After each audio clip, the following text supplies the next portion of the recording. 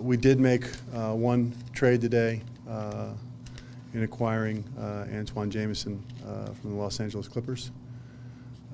Beyond that, I think the league in general, there were a bunch of small deals in general. I'd characterize the atmosphere of the trade deadline this year as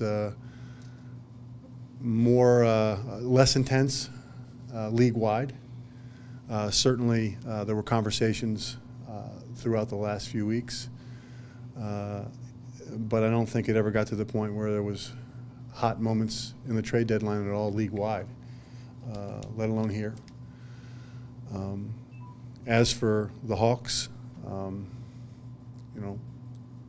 I like, the good news is I like the foundation that our group is putting down as far as how to play and a way of playing. We play hard every night. We're playing within the confines of a system that I think can be successful. Obviously, some good health and getting some guys back can and will be important to our season. But I like our group, and obviously we need to continue to build and add to what we're doing, both from the depth of how we play, but the depth of our roster. And we'll continue to do so, whether it's free agency or D-League players or national players this year, but also, as we look at the summer and the draft and free agency this summer, we'll have the opportunity to explore all of those things. We have many paths and many options open to us to continue to build and grow our program. We're missing Gustavo for a period, to be determined. Pero, to be determined. Obviously, Al's out for the year.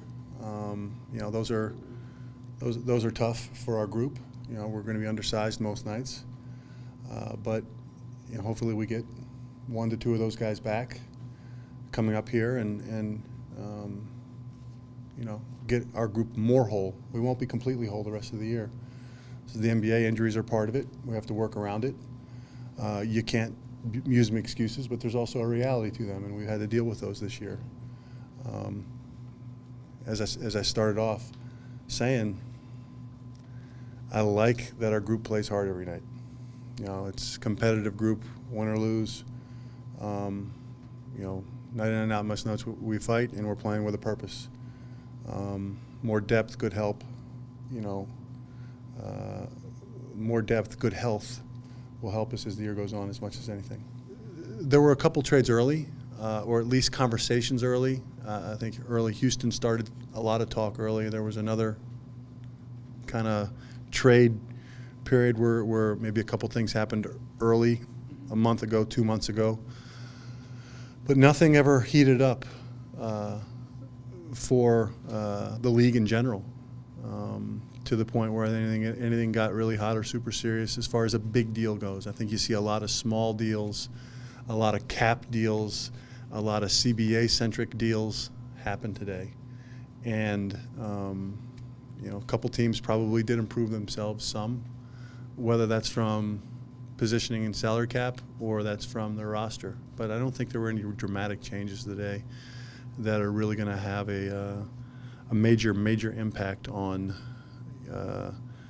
the race to the playoffs for the teams and then actually the playoffs themselves.